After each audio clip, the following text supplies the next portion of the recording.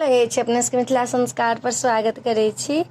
हम जे गीत दै छी तऽ अपने सब बोर भऽ जाइ छी कि हमरा तऽ जे अबैए जेना अबैए तेना गबै छी, अब जेहन गलाइ तेहने गाबि दै छी।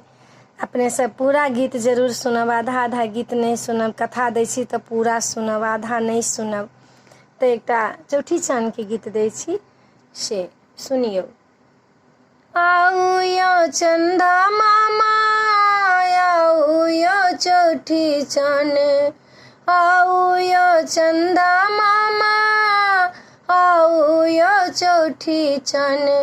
अंगना में हमरा जे आउ यो चौठी चान, अंगना में आउ, अंगना में हमें राज आऊ यो चंदा मामा, अंगना में आऊ।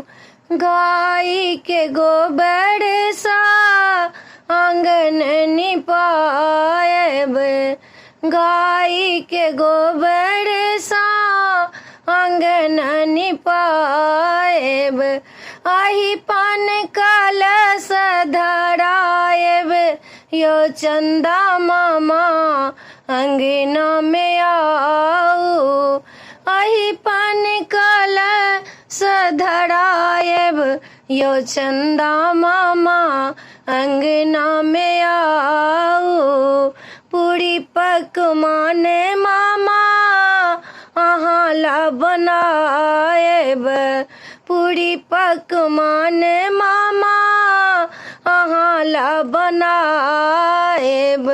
लाल लाल छाछिया सजाएब यो चंदा मामा, अंगना में आऊ।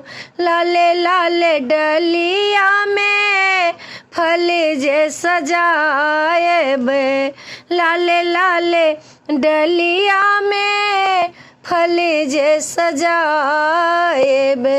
खी खजूरी पीरी की याद धराएब यो चंदा मामा, अंगना में आऊ।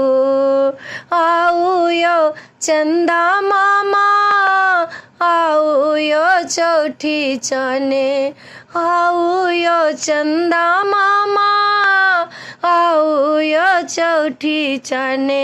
अंगना में हमरा जे आऊ यो चंदा मामा, अंगना में आऊ।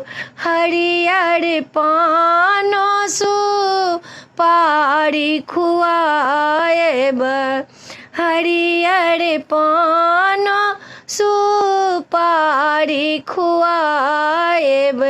गला में बधी पहिराएब यो चंदा मामा, अंगना में आऊ।